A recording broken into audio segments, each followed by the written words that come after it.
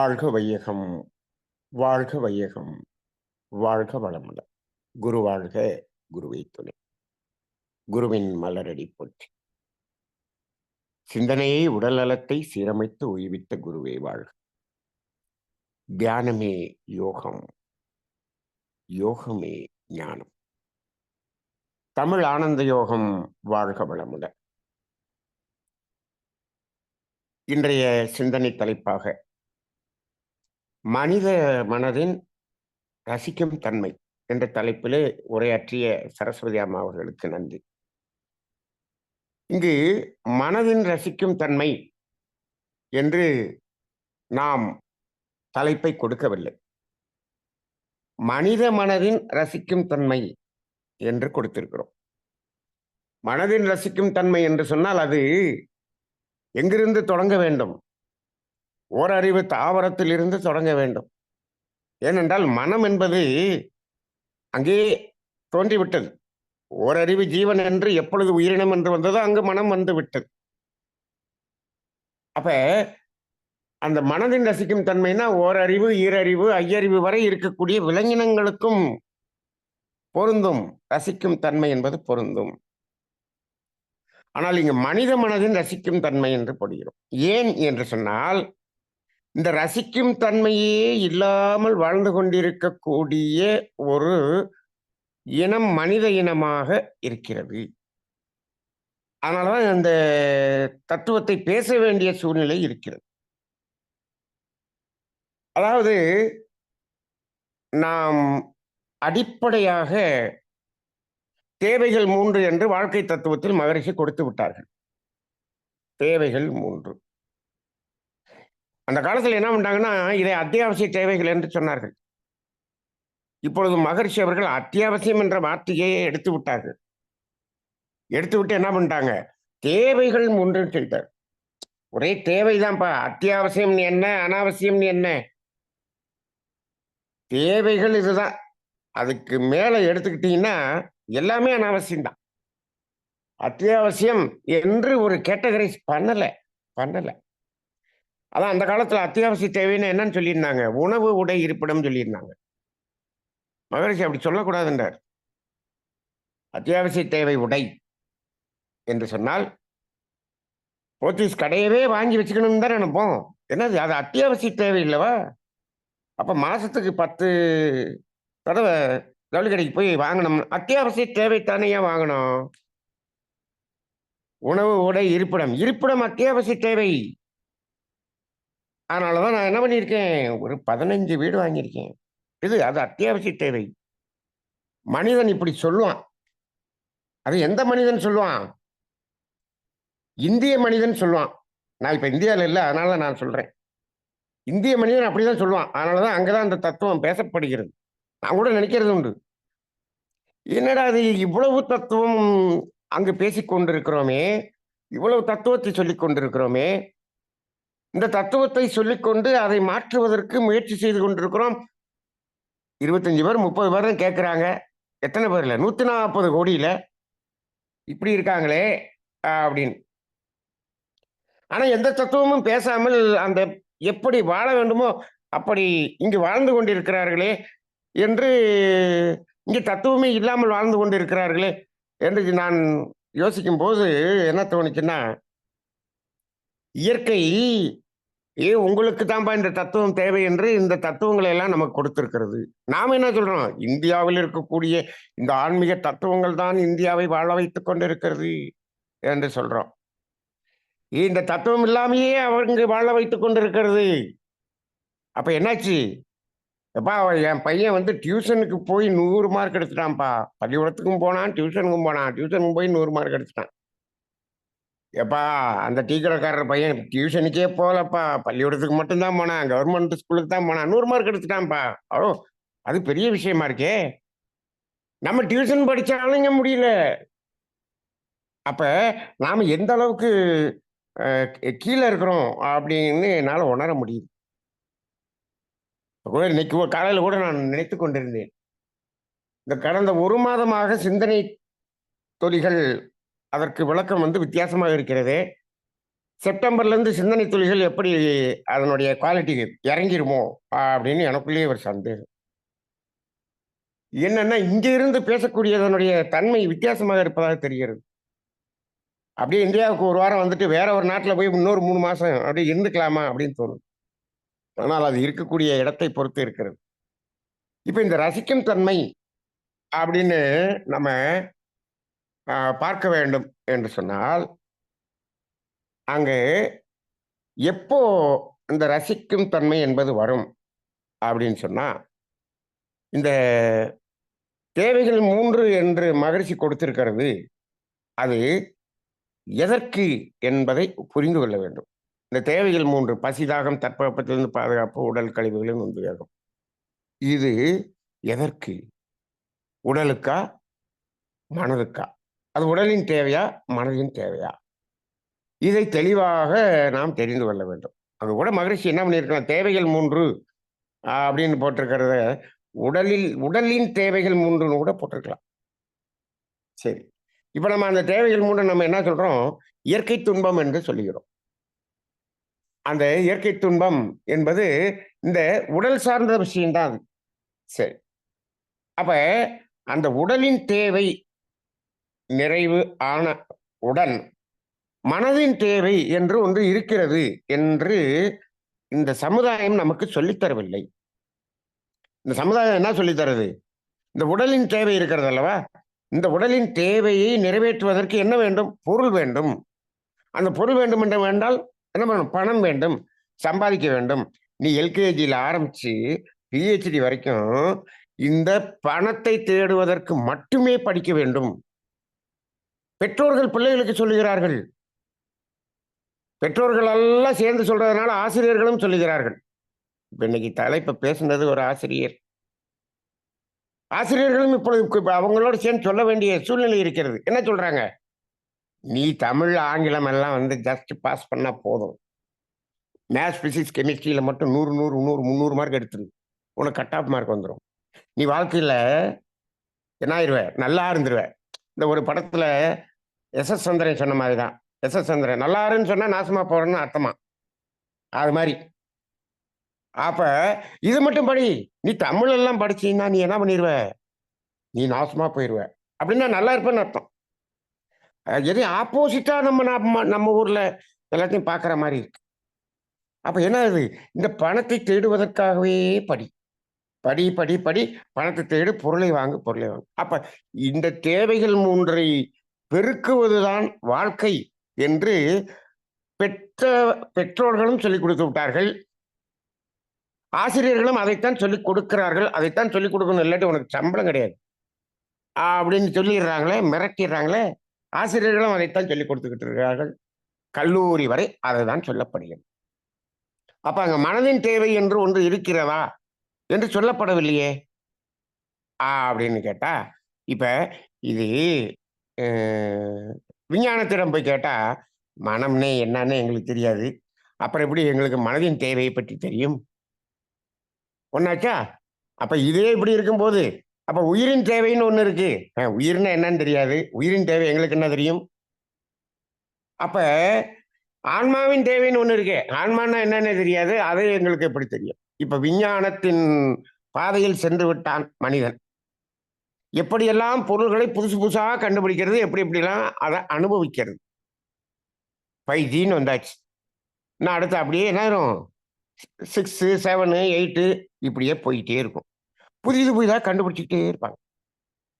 எதுக்கு? எல்லாமே இந்த உடலின் தேவை அப்படிங்கிற அடிப்படையிலேயே இந்த பொருளை ரிப்பீட்டல் என்றதுக்கு தான் கண்டுபிடிச்சுக்கிட்டே இருக்காங்க. புதுசா கண்டுபிடிச்சோன்னே பழசை தூக்கி போட்டு புதுசு வாங்கிரு. வியாபாரம் நடந்து கொண்டே இருக்க வேண்டும். இதுக்காக தான் அங்க கண்டுபிடிப்புகள் கண்டுபிடித்து கொண்டே இருக்கிறார். இன்னொன்று, இந்த சாப்ட்வேர்னு ஒரு பெரிய உலகம் இருக்கிறது. என் பையன் சாப்ட்வேர் ஆயிட்டான், அமெரிக்கா போயிட்டான், கனடா போயிட்டான். ரைட். என்ன பண்றான்? சாப்ட்வேர்ல போய் என்ன பண்றான்? இறைவனை எதிர்க்கிறான் தானே? இறைவனை எதிர்க்கிறான். இயற்கை ஒரு மனிதனிடம் எப்படி உறுப்புகளை கொடுத்து, எப்படியான ஒரு மனதை கொடுத்து, அந்த ஒவ்வொரு உறுப்புகளும் இயங்குவதற்கான அமைப்புகளை கொடுத்து, இதெல்லாம் எப்படி இயங்கணும் அப்படிங்கிறத கொடுத்துருக்கு இல்லையா? இது எல்லாத்தையும் இந்த இயற்கை கொடுத்த இயக்கத்தை நான் இயக்குகிறேன். அதுக்கு அதை உருவாக்குறதுக்கு பேர் தான் சாப்ட்வேர். நீ வேண்டியதில்லை. இது செஞ்சிடும், எல்லாத்தையும் செஞ்சிடும். இது எல்லாத்தையும் செஞ்சிடும். இப்ப அது சாப்ட்வேர் எங்க வரைக்கும் போயிடுச்சு? ஏஐ வரைக்கும் போயிடுச்சு. அப்ப அதுதான் அந்த அந்த நிலைதான் இருக்கிறது. உருவாக்கி கொண்டே இருப்பான், இதை துய்த்துக் கொண்டே இருப்பான். அப்ப துய்த்தல் என்ற நிலையிலேயே வாழ்ந்து கொண்டிருக்கக்கூடிய மனிதன் மனதின் தேவை என்று ஒன்று இருக்கிறது என்றே தெரியவில்லை. அப்ப என்ன ஆகுது? மனதின் தேவை என்ன? ரசித்தல். இதுதான் மனதின் தேவை, ரசித்தல்.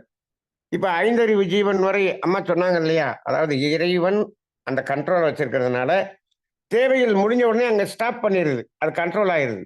அது அந்த ரசித்தல் என்ற ஒரு நிலைக்கு போயிருது. அது அது ரசிக்கிறது, ரசிக்கிறது. அதனாலும் ரசிக்க முடியும். ஐந்தறிவு ஜீவனாலும் ரசிக்க முடியும், ரசிக்க முடியும். அது ரசித்துக் கொண்டுதான் இருக்கிறது. ஆனால் அதற்கு எது சாத்தியமில்லை என்று சொன்னால், இந்த உலக அழகை, இந்த இயற்கையின் அழகை ரசிக்க முடியும். ஆனால் அந்த இயற்கையாக இறை நிலையை உணர முடியாது. அவ்வளவுதான். அதனுடைய நிலை அந்த அளவுதான். ஆனா மனிதனால் மட்டுமே அந்த இறை உணர்வு என்பதை பெற முடியும், பெற முடியும். இது ஒண்ணுதான் மனிதனுக்கும் அந்த விலங்கினுக்கும் உள்ள வேறுபாடு, வேறுபாடு. சரி. அப்ப மனதின் தேவை என்பது ரசித்தல் என்று. அப்ப இந்த மனதின் தேவை என்பது ரசித்தல் என்று சொன்னா, மனதின் வேலையே ரசித்தல் தான். பிரைமரி வேலை என்ன? மனதின் பிரைமரி வேலை என்ன? மனதினுடைய பிரைமரி வேலை ரசித்தல் தான். செகண்டரி வேலை என்ன? இந்த உடம்பு தேவை என்று கேட்டால் அதுக்கு கொஞ்ச நேரம் போய் உதவி செய்து விட்டு வருவது, அவ்வளவுதான். அப்ப இப்போ என்னாச்சு? இது ஒரு ஒரு பொழுதுபோக்காக செய்யக்கூடிய ஒரு ஒரு சின்ன ஒர்க்கு அப்படின்னு வச்சுங்க, செகண்டரி ஒர்க். அது தேவைன்னு கேட்டா அதை போய் செஞ்சுட்டு அந்த மனம் என்ன பண்ணணும்? பசிக்குதுன்னு கேட்குது, போய் இந்த மனம் என்ன பண்ணணும்? உணவை தேடி கொடுத்துட்டு வந்துடணும். வந்துட்டு என்ன பண்ணணும்? தன்னுடைய வேலையை பார்க்கணும். இப்போ இங்க மனம் என்ன பண்ணுதுன்னா, தன்னுடைய வேலை என்னன்னே தெரியாம அந்த புலன்ல போய் அந்த உடலினுடைய தேவையிலேயே நின்று கொண்டிருக்கிறது. நான் அதான் அடிக்கடி சொல்லுவேன். மனிதன் மனதை உடலினிடம் அடகு வைத்து விட்டான். அது வட்டி ஏறிக்கிட்டே இருக்கு, அது திருப்ப கூட முடியல. அப்ப அது மனம் மனமாக இருந்தா தானே ரசிக்கும். அதான் அங்க போய் சிக்கிட்டு நிக்குதே. அப்ப இந்த ரசித்தல் என்பது முடியவில்லை. சரி, இப்ப பொருள் நிறைய சேர்த்துனா, அதனால இன்னும் துய்த்தல், இன்னும் துய்த்தல், இன்னும் துய்த்தல், இன்னும் இப்படி துய்த்தல்னு போய்கிட்டு இருக்கான். அதனால ரசிக்கிறதுக்கு வரல. ரைட்டு. இந்த பொருளை இல்லாமல் ஒருத்தன் இருக்கிறான். இப்ப அவனாவது ரசிக்கலாம்ல அப்படின்னு சொன்னா, இங்க என்ன ஆகுது? இந்த ரசித்தல் என்பது எப்ப முடியும் அப்படின்னா, இந்த உடலின் தேவை நிறைவேறிய பிறகுதான் மனதின் தேவை செய்ய முடியும். உடலின் தேவை நிறைவு பெறாமல் மனதின் தேவை செய்ய முடியாது. இப்போ மனம் ரசித்துக் கொண்டு இருக்கிறது, இங்க பசி கொள்ளுது. அப்ப என்ன ஆகும்? இப்போ இந்த உடம்பு அந்த மனதை பிடிச்சி என்ன ஆகும்? முதல்ல எனக்கு இந்த பசிக்கு சாப்பாடை போடுப்பா அப்படின்னு இழுக்கும். அங்க ரசிக்க விடாது. நமது உடலின் தேவை நிறைவு செய்த பிறகுதான் மனதின் தேவை நிறைவு செய்ய முடியும். இப்போ நம்ம நாட்டுல என்ன ஆயிடுச்சு அப்படின்னு சொன்னா, இந்த உடலின் தேவையை பெருக்கிக் கொண்டே போறேன்னு பதுக்கிக் கொண்டே போறான் ஒரு ஒரு சாரார். அப்ப இன்னொருத்தனுக்கு என்ன இல்ல, பசிக்கே உணவு இல்லாம ஒருத்தன் இருக்கிறான். அவன் எப்படி ரசிக்க முடியும்? ஏன் ரசிக்க முடியல? அவனது உடலின் தேவையை நிறைவு செய்ய விடாமல் இவன் எடுத்து புடுங்கி வச்சுக்கிட்டு இருக்கான். அப்ப இவனும் ரசிக்க மாட்டான், அவனையும் ரசிக்கவும் விட மாட்டான். இப்படிதான் இருக்கிறான் மனிதன். இப்போ பொருள்களை அதிகமாக, தேவைக்கு அதிகமாக வைத்திருப்பவர்கள் எல்லாம் என்ன செய்கிறார்கள் என்று சொன்னால், இவர்களும் ரசிக்க மாட்டார்கள். ரசிப்பதற்கான சூழ்நிலையில இருக்கக்கூடிய ஒரு மனிதனுடைய தேவையை பூர்த்தி செய்வதற்கு அதுக்கு கொடுக்கவும் மாட்டார்கள் என்ற ஒரு நிலை. அப்ப அவன் என்ன பண்றான்? அவன் இந்த உடலின் தேவையை நிறைவு செய்வதற்கு அவன் என்ன பண்றான்? ஏங்குகிறான். அவன் ரசிக்கிறானா, ஏங்குகிறானா? நீங்க நல்ல சில படங்கள்ல பார்த்திருக்கலாம். ஒரு வடக்கடை இருக்கும். எல்லாரும் வடை சாப்பிட்டுக்கிட்டு இருப்பாங்க. ஒரு தாதை, தந்தை இல்லாத ஒரு அனாதை பையன், ஒரு பையன் பசி கொடுமையில அங்கிட்டு வருவான். எல்லாரும் வடை சாப்பிடுறத அப்படியே நின்னு பார்த்துக்கிட்டு இருப்பான். அப்படியே பார்ப்பான். இவங்கலாம் இப்படி சாப்பிடுறாங்களேன்னு பார்ப்பான். இப்ப என்னாச்சு? அவனுடைய பார்வை இவங்க சாப்பிடுறத ரசிக்கிறானா? அங்க வடை அடுக்கப்பட்டிருக்கு. அந்த வடைய ரசிக்கிறானா? இப்படியே பார்த்துக்கிட்டே இருக்கிறானே! என்னடா இது இந்த பையன் நின்னு பார்த்துக்கிட்டே இருக்கானே! அப்படின்னு பார்த்தீங்கன்னா, அவன் ஏக்கத்தோடு பார்க்குறான். என்ன இவனுக்கு பசிக்கிறதுக்கே இல்ல. அவன்லாம் வந்து பசிக்கு மேல சாப்பிட்டுக்கிட்டு இருக்கான். பசியெல்லாம் முடிஞ்ச பிறகு வடை சாப்பிட்டுக்கிட்டு இருக்கான். பொழுது போறதுக்கு வந்து சாப்பிட்டுக்கிட்டு இருக்கான். இவன் பசியில அப்படியே பார்க்குறான். நீங்கள் திருமலை தென்குமரின்னு ஒரு படம் இருக்கும். அந்த படத்துல குருவாயூர் கோயில்ல 2 வாழைப்பழத்த வச்சுட்டு மேஜர் சுந்தரராஜன் அப்படியே சாமி கும்பிட்டுட்டு இருப்பார். கண்ண மூடி கும்பிட்டுட்டு இருப்பார். ஒரு பையன் அப்படியே பசியில வந்தவன், அந்த 2 பழத்தையும் அப்படியே பார்ப்பான். அந்த பார்க்கிற பார்வை, அந்த பசி கொடுமையில அவன் பார்ப்பான். அவன் ரசிக்கிறானா? ரசிக்கிறானா? இல்ல. ஏக்கத்தோடு ஒரு பார்வை. ஏக்கத்தோடு ஒரு பார்வை. அவனால ரசிக்க முடியல. ஏன்? அங்க தேவைகள் நிறைவேறலன்னா ரசிக்க முடியாது. அப்படியே பார்த்துக்கிட்டு இருப்பான். பார்த்துட்டு, ஒரு வாழைப்பழத்த எடுத்து சாப்பிட்டு, ஒரு வாழைப்பழத்த கடவுள்ட்ட பார்த்து என்ன சொல்லுவான்? "இது உனக்கு, இது எனக்குன்னு" சாப்பிட்டுருவான். சாப்பிட்டுருவான். அப்ப மேஜர் சுந்தரராஜன் வந்து அவன, "நீ இறைவனுக்கு வச்சத நீ எப்படி சாப்பிட போச்சு? இந்த கோயிலை 100 தடவ சுத்தி வா" அப்படின்னு சொன்ன உடனே, அவருடைய கண்ணுக்கு 50 தடவை இவன் சுற்றுவதாகவும், 50 தடவை அந்த குருவாயூரப்பனை சுற்றுவதாகவும் அந்த படம் எடுத்திருப்பாங்க.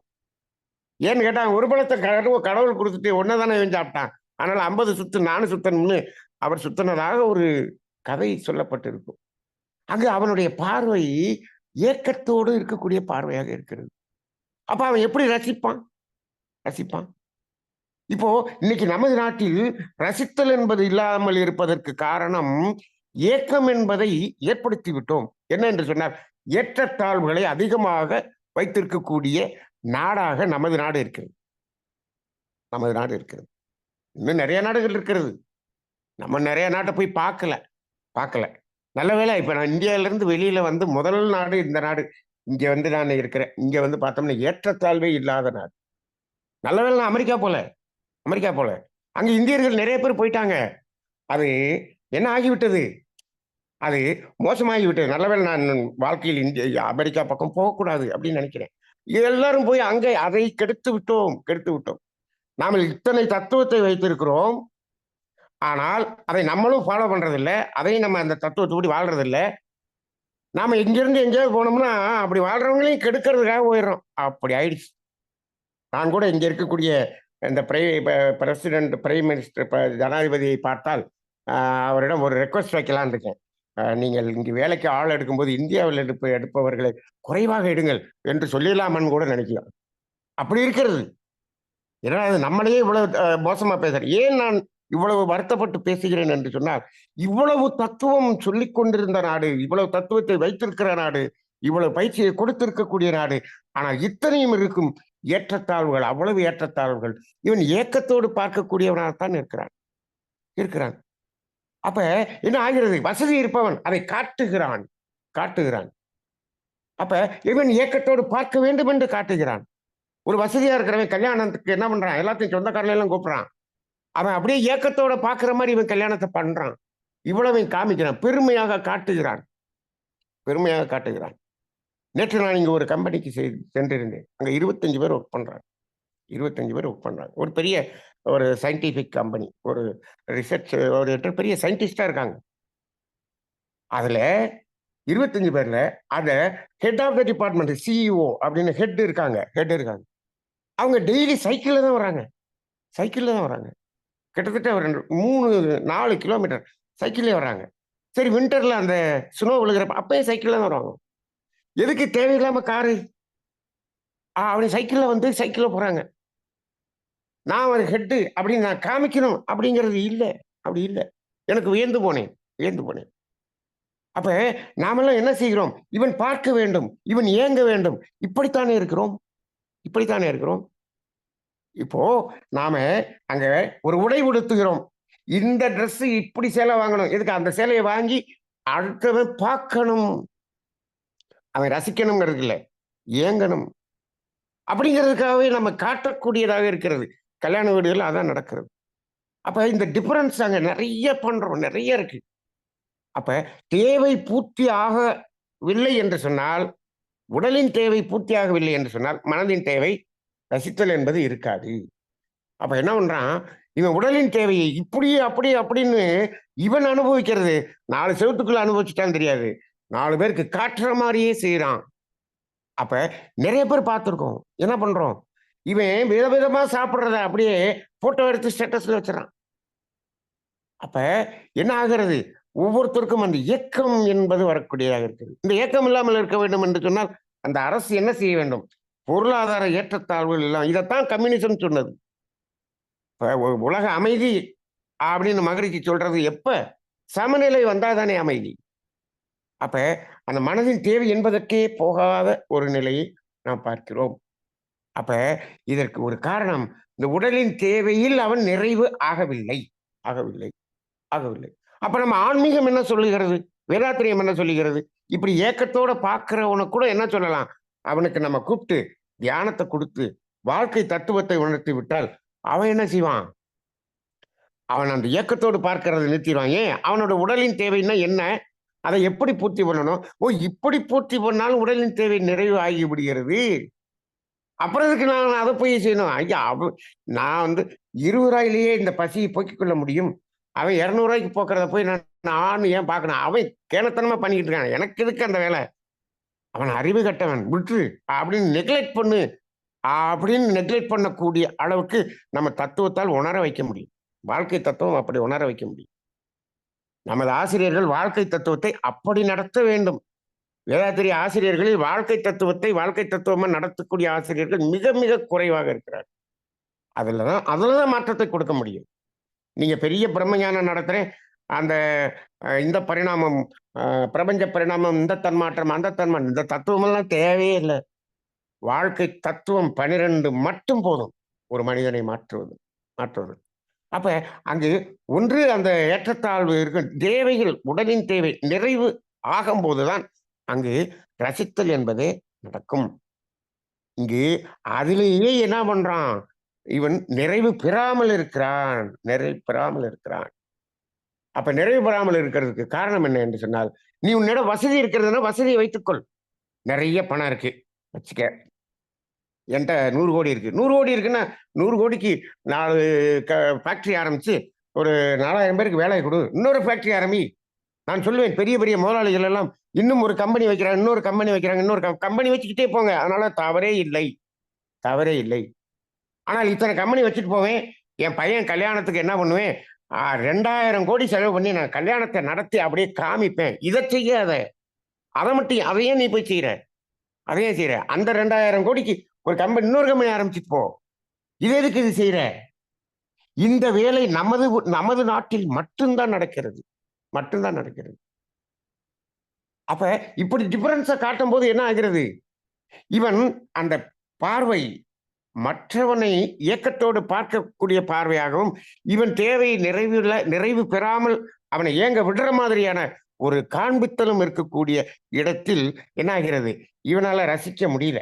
ரசித்தல் என்பதற்கு வர முடியல. அப்ப ஒரே வழி என்ன? வேதாத்திரியத்தில் நாம இதை சொல்லி புரிய வைத்தால் தான் போதும். அப்படி நம்ம இதை புரிந்து கொண்டார் என்று வைத்துக் கொள்ளுங்கள். இவன் என்ன பண்ணுவான்? உலகத்துல தனியா வாழ்வான். கிறுக்கன் என்று சொல்வார்கள். தேவை நிறைவேறிட்டு விட்டது அப்படின்னு கிறுக்கன் என்று சொல்வார்கள், பைத்தியம் என்று சொல்வார்கள், பிழைக்க தெரியாதவன் என்று சொல்வார்கள். இதுதான் ஏன் என்று சொன்னால், இந்த பட்டத்தை எல்லாம் பல பேரிடமிருந்து வாங்கிய அனுபவத்தில் தான் நான் சொல்லிக் கொண்டிருக்கிறேன். அதுலதான் சொல்லிக் கொண்டிருக்கிறேன். இந்த பட்டங்களை வாங்குவதுதான் என்னுடைய வேலை. நான் சொல்லுவேன், எப்பொழுது என்ன மாறாயதலில் நீங்கள் வெற்றி பெற்றீர்கள்? என்ன மாறாயதல் பயிற்சி பெற்றீர்களா? பயிற்சி செஞ்சீங்களா அப்படின்னு கேட்டா, அதெல்லாம் பயிற்சி செஞ்சாங்க. எப்ப? அவர் நடத்துறப்ப சனி ஞாயிறு செஞ்சா, அதுக்கப்புறம் நோட்டை மூடினது திறக்கிறதே இல்லை. இப்படிதான் 99.9% நமது மனவள கலைஞர்கள் இருக்கிறார்கள். வேஸ்ட். அது நடத்துறது வேஸ்ட், நடத்தினவருக்கு வேஸ்ட், அதை கேட்டவர் வேஸ்ட். எப்ப நீங்க என்ன மாறாயதலில் வெற்றி பெறுகிறீர்கள் என்று சொன்னால், உங்களுடைய சொந்தக்காரங்கள்ல இருந்து, உங்களுடைய ஃப்ரெண்ட்ஸ்ல இருந்து, உங்களை சுத்தி இருக்கவங்க எல்லாம் உனக்கு பட்டம் கொடுக்கணும். எப்படி? இவன் ஒரு பழைக்க தெரியாதவன், ஏமாளி, ஒரு கிறுக்கேன், அப்படின்னு உங்களை சொன்னாதான் நீங்க என்ன மரத்தில் வெற்றி பெறுகிறீர்கள் என்று அர்த்தம். இப்படியெல்லாம் பட்டம் வாங்காமல் யாராவது ஒருவர் ஞானியா இருக்கிறாரான்னு கேளுங்க. இப்படியெல்லாம் பட்டம் வாங்காம இயேசுநாதர் வந்தாரா, முகமது நபி வந்தாரா, மகரிஷி வந்தாரா, யார் வந்தாங்க, ஆதிசங்கரர் வந்தாரா? எல்லா பேருக்கும் இந்த பட்டங்கள் எல்லாம் கொடுக்கப்பட்டுத்தான் வந்தார்கள். இதெல்லாம் நீங்க வாங்கினீங்கன்னா தான் என்ன மரவில் வெற்றி பெறுவீர்கள் என்று அர்த்தம். இல்லாட்டி வெற்றி பெற முடியாது, முடியாது, முடியாது. இதை பகிரங்கமாக சொல்றேன். இந்த இந்த பட்டமெல்லாம் வாங்குறோம்னா ரொம்ப ரொம்ப ரொம்ப ரொம்ப நல்ல நல்ல பட்டம்.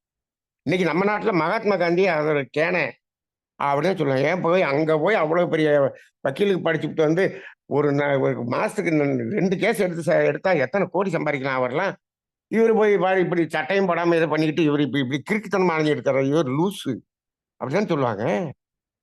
மகரிஷி எத்தனை பேர் சொன்னாங்க குடுவாஞ்சேரியில, இது ஒரு லூசு அப்படின்னு சொல்லியிருக்காங்க. மகரிஷி கைலி விற்கிறப்ப அந்த மூட்டையை கொண்டு போய் ரயில்வே ஸ்டேஷன்ல ஏறிடுவார், ட்ரெயின்ல ஏறிடுவார். அந்த மூட்டையை ஒரு இடத்துல வச்சிருவார்.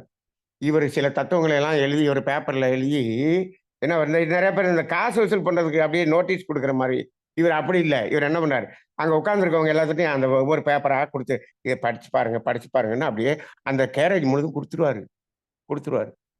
அந்த அதுல வாங்கி ஒரு வக்கீல் ஒருத்தர் அப்ப அதை வாங்கிட்டு படிச்சுட்டு இது ஒரு அரலூசு, வியாபாரம் பண்ண போனா பண்ண வேண்டியது, இது எதுக்கு இதை எழுதிட்டு இங்க இருந்து கொடுக்குன்னு அதை அப்படியே கசக்கி சுருட்டி அப்படியே கீழே போட்டாராம்.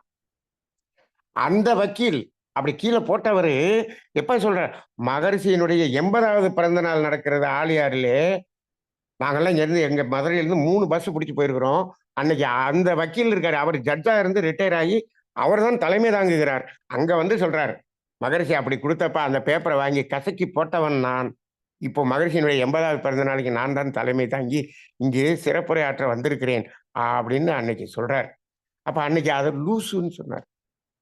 அப்ப இப்படித்தான் இருக்கிறது. ஆக இந்த மனதின் ரசிக்கும் தன்மை அப்படிங்கிறது, இதை இன்னும் தெரிஞ்சிட்டோம் அப்படின்னு வச்சுக்கோங்க, நீங்க இதை துய்த்தல் என்ற நிலையிலேயே வாழ்ந்து கொண்டிருக்கக்கூடிய சமுதாயம். நீங்கள் தூய்க்க தூய்க்க தூய்க்க ஜீவகாந்த விரயம், ஜீவகாந்த விரயம். இன்னைக்கு காலையில கூட சிந்தனையில ஒரு இடத்துல ஜீவகாந்த செலவு வேறு, ஜீவகாந்த விரயம் வேறு என்று சொன்னோம். நாம பண்றதெல்லாம் ஜீவகாந்த விரயம், விரயம். துய்த்தல் என்று வரும்போது விரயம் என்பது அதிகமாகிறது. விரயம் செய்வதுதான் இருக்கு. மகிழ்ச்சி எழுதிட்டாங்களே, ஐம்புலன்கள் மூலமாக ஜீவகாந்தம் அழிவதையே இன்பம் என உணர் மயக்கம்னு சொல்லிட்டாரு. அது அழிவதையேன்னு ஒரு வார்த்தையை போட்டார். அப்ப அந்த இடத்துல ஜீவகாந்தம் அழிவு, அழிவு, துய்த்தல் என்பதில் அழிவு. சரி, நீங்க துய்த்தல் இருக்க மாட்டீங்க, அந்த துய்த்தலை மீண்டும் நினைத்து பாருங்கள், எண்ணி பாருங்கள், அங்கேயும் ஜீவகாந்தம் அழியும், அழியும்.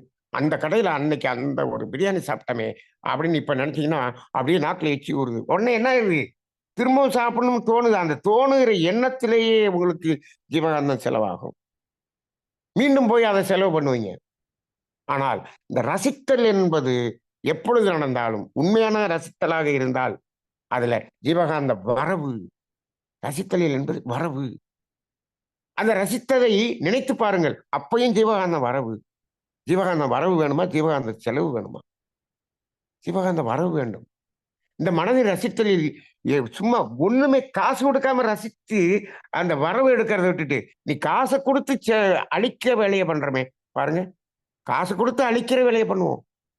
நீங்க ஹோட்டல்லே போங்களேன், ஒரு 2 இட்லி 20 ரூபா, ஜீவகாந்தம் கொஞ்சம் தான் செலவு. சில்லி புரோட்டா 200 ரூபா, எவ்வளவு செலவு? ஜீவகாந்தம் அதிகமான செலவு. அதிகமான செலவுன்னா நம்ம என்ன பண்றோம், அதிகமான காசு கொடுக்குறோம். காசை கொடுத்து ஜீவகாந்தத்தை உயிராற்றலை விரயம் செய்வோம். எதுவுமே கொடுக்காமல் ரசித்தலில் ஜீவகாந்தத்தை வரவு செய்யலாம். ஆனால் அதை செய்வதில்லை, செய்வதில்லை. அப்ப இது எந்த மனித மனதினுடைய இந்த ரசிக்கும் தன்மை என்பதற்கு அது அது அது எப்படி இருக்கும்னே தெரியாத ஒரு நிலையை நாம் பார்க்கிறோம். அப்ப அந்த ரசித்தல் என்ற ஒரு நிலை.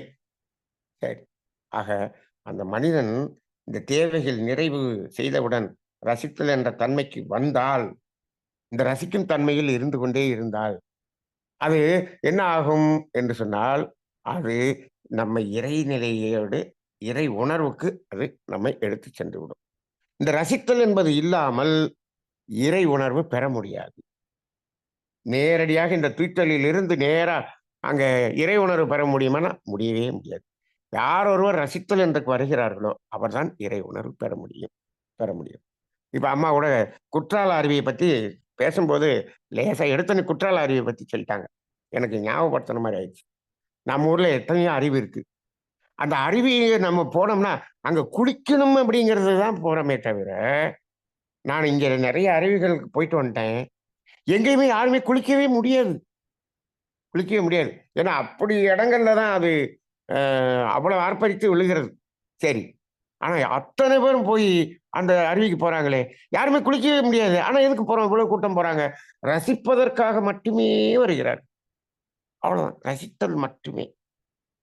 அவ்வளவு ரசிக்கக்கூடிய மாரி அப்படி அழகான ஒரு அருவியாக இருக்கிறது. அந்த அதை பல கோணங்களில் ரசிக்கக்கூடிய ஒரு மாரி அந்த இடங்களை அமைத்து இருக்கிறார்கள். ரசிக்கிறதுக்கு மட்டும் தான் இடம் போட்டுருக்காங்க. குளிக்கிறதுக்கு இடமே போடல. நம்ம ஊர்ல முண்டி அடிச்சு போய் அத குளிச்சு, அத போய் அத அத ரசித்தால் தான் அவருக்கு இது. அதை ரசித்தல் என்பதற்கு அங்க இடமே இல்ல. ரசிக்கிறதுங்கிறதுக்கு நம்ம போறதே இல்லை. எதை எடுத்தாலும் தூய்த்தல், தூய்த்தல், தூய்த்தல். யாரை பார்த்தாலும் தூய்த்தல் என்று இருக்கிறது. அப்படிதான் ஒரு பார்வை இருக்கிறது. நமது நாட்டிலே மனிதர்கள் போகும்போது கூட மனிதர்கள் மனிதர்களை பார்க்கும் பொழுது எப்படி பார்க்கிறார்? பார்வையே ஒரு மாதிரி இருக்கிறது. நான் இங்கு மனிதர்கள் மனிதர்களை பார்க்கக்கூடிய பார்வையை பார்க்கும்போது எனக்கு ஹியூஜ் டிஃபரன்ஸ் தெரியுது. ஹியூஜ் டிஃபரன்ஸ் தெரியுது. இப்படியே அப்படி பார்க்கிற பார்வை இல்லை. இல்லை. அது ஆணாக இருந்தாலும் சரி, பெண்ணாக இருந்தாலும் பெண் ஆணை பார்த்து ஆண் பெண்ணை எல்லா அந்த அந்த ஒரு அன்பான ஹாய் என்ற அந்த பார்வை தான் இருக்கிறதே தவிர, நம்ம ஊர்ல இருக்கக்கூடிய பார்வை இல்ல. ஏன்? அங்கு என்ன பண்றோம்? இந்த பாலுறவுல கூட என்னாச்சு? அவன் நிறைவு பெறாமல் அப்படியே தேக்கி வச்சுக்கிட்டே இருக்கான். அந்த பார்வையை பார்த்துக் கொண்டிருக்கிறான். இங்க அப்படி இல்லை. இங்க நிறைவாக இருக்கிறார்கள். எல்லாத்திலும் நிறைவா இருக்கிற மாரி இருக்கு. நிறைவாக இருக்கிறார்கள். இங்க ஜனத்தொகை கம்மியா இருக்கிறதுனால அப்படி இருக்கா என்னன்னு தெரியல எனக்கு. மொத்தம் இந்த நாட்டின் ஜனத்தொகையே 3,30,000. அதனால அப்படி இருக்கா? இல்ல நிறைவாக இருக்கிறார்கள். நமது இந்தியாவுல இருக்கக்கூடியவர்கள் இங்க வந்து ஒரு 50,000 பேர் கொண்டு வந்து இறக்கிட்டோம்னா, இந்த நாடும் கெட்டு போயிருமோன்னு எனக்கு தோணுது. தோணுது. அப்ப அந்த அடிப்படையில் மனிதனின் ரசிக்கும் தன்மை என்று ஒன்று இருக்கிறது என்பதை இப்ப நம்ம நாட்டுல இருக்கக்கூடிய மக்களுக்கு சொல்ல வேண்டியிருக்கிறது. இப்போ வேதாத்திரி அன்பர்களுக்கும் சொல்ல வேண்டியிருக்கிறது. நம்ம தமிழ் ஆனந்த யோகத்துல இந்த மனதின் ரசிக்கும் தன்மை பத்தி ரொம்ப பேசுறோம். மகரிஷி தத்துவம் சொல்லும்போது கூட மனதின் தேவை என்று லேசா சொல்லிட்டு போயிட்டாங்களே தவிர, அத ரொம்ப சொல்லல. ரொம்ப சொல்லல. ஆனால் இதெல்லாம் சொல்ல வேண்டி இருக்கிறது. சொல்ல வேண்டிய ஒரு காலமாக இருக்கிறது. ஆக நமக்கு இப்பொழுது மனவளக்கலை பயிற்சிக்கு வந்தவங்க எல்லா பேருமே உடலின் தேவை நிறைவு அடைந்து, இது நம்ம அ நம்ம காலத்து வரைக்கும் தேவைக்கு பொருள் வைத்துக்கொண்டு தான் நாம இங்க வந்திருக்கிறோம். அப்ப என்ன பண்ணணும்? இனிமேல் வந்து நம்ம உடலின் தேவைக்கு தேட வேண்டிய அவசியம் இல்லை. இல்லை. அப்ப என்ன பண்ணணும்? இந்த நிமிடத்திலிருந்து ரசிக்கும் தன்மை என்பதை தொடங்குங்கள். மகரிஷி சொல்லியிருக்காங்க. அடிக்கடி சொல்லியிருக்காங்க. எல்லா நாடுகளுக்கும் போங்க. இயற்கையை ரசிங்க அப்படின்னு சொல்லுவார். சொல்லுவார். ஆனா நம்ம என்ன பண்றோம்? இந்த நாடுக்கெல்லாம் போய் இங்கேயும் நான் சில பேர் பார்த்தேன். ஒரு குடும்பமாக வந்து 10 நாள் இந்த நாட்ட ஓரளவுக்கு சுத்தி பார்க்கணும்னா, அப்படி இந்த இயற்கையை ரசிக்கணும்னா, ஒரு 10லிருந்து 12 நாள் போதும். அந்த அளவுக்கு இந்த தீவை முழுவதும் ரசித்து விடலாம். ரசித்து விட்டு செல்கிறார்கள். அவங்க கடைசி நாள் அவங்க அ வந்திருந்தாங்க. அவங்கள அப்படி சந்திச்சோம். தமிழ்ல இருக்கிறவங்க சந்திச்சோம். இப்ப இந்த 12 நாள் இந்த ரசிப்பதற்காக 2 பேர் ஹஸ்பண்ட் அண்ட் ஒய்ஃப் எவ்வளவு செலவு பண்ணீங்க? அப்படின்னு கேட்டோம். ரூ. 7,00,000 செலவு பண்ணியிருக்காங்க. ரைட்டா? அப்ப இப்ப நம்ம ஊர்ல என்ன சொல்லுவான்? ஏய் ரூ. 7,00,000 நம்ம எத்தன அ 10, 20 பவுன் வாங்கி வச்சிரலாமே! ரைட்டா? இல்ல ஏய் அங்க ஒரு பிளாட் வாங்கி போட்டுறலாமே! இப்படிதான் நம்ம மனம் தோணும். ஆனால் இந்த அனுபவம் இருக்கிறதே வாழ்க்கையில் எப்பொழுது நினைத்தாலும் நினைத்து பார்க்க அப்படி அந்த அ ஜீவகாந்தம் பெருகக்கூடிய நிலை தான் இருக்கும். ஆனா ரூ. 7,00,000 ஒரு பிளாட்ட வாங்கி போட்டீங்கன்னா எப்படி இருக்கும்? அந்த பிளாட் விலை கூடிச்சா? எவ்வளவு கூடியிருக்கு? எவ்வளவு அப்ரிசியேஷன் வந்திருக்கு? இப்படி அப்ப அங்க என்னாச்சு? அந்த அப்ரிசியேஷன தான் பார்ப்பீங்க அந்த பிளாட்ல. அந்த அப்ரிசியேஷன் அங்க பிளாட்ல அப்ரிசியேஷன் ஆக ஆக கர்மயத்தில் கர்ம வினை அப்ரிசியேஷன் ஆகிட்டே இருக்கும். இப்ப நம்மால அப்ரிசியேஷன தான் பார்க்குறான். இங்க ரசித்தல் என்பது என்ன ஆகுது? என்ன ஆகுது? இதை நினைத்து பார்க்க உனக்கு ஜீவகாந்தத்தினுடைய வரவு. இது உரிய நல்ல அனுபவம். இயற்கையோடு இயற்கையாக ரசிக்க. இயற்கையை ரசிப்பதற்கு இங்கு நிறைய இடங்கள் இருக்குது. எந்த இடத்த பார்த்தாலும் ரசிக்கக்கூடிய இடமாக இருக்கிறது. இருக்கிறது. நான் இன்னும் 10% தான் பார்த்திருக்கேன். இன்னும் போக வேண்டியது நெறைய இருக்குது. ஆக இந்த இந்த இடத்தில் ரசித்தல் என்பது அ ஒரு மனதின் தேவை. இது தத்துவமே இல்லாத அ சில நாடுகளில், அதுவும் வட ஐரோப்பா நாடுகள் மட்டும் தான் இந்த தத்துவத்தின்படி ஓரளவுக்கு வாழ்கின்றன. இந்த உடலின் தேவையை அந்த அளவில் நிறுத்திக் கொண்டு ரசித்தல் என்ற நிலைக்கு வரக்கூடியதாக இங்கு இருக்கக்கூடிய மனிதர்கள் தான் இருக்கிறார்கள். கீழே இருக்கக்கூடிய அ அந்த நாடுகளெல்லாம் அப்படி இல்லை என்பதை உணர முடிகிறது. ஆக மனதின் தேவை, மனித மனதின் தேவை ரசித்தல். இந்த ரசித்தல் என்பதற்கு வராத ஒரு மனிதன் ஆன்மீகத்தின் முதல் படி கூட எடுத்து வைக்கவில்லை என்பதை உறுதியாக நாம் சொல்ல முடியும். அந்த அளவிலே இன்றைய சிந்தனையை நிறைவு செய்து கொள்வோம். வாழ்க வளமுடன்.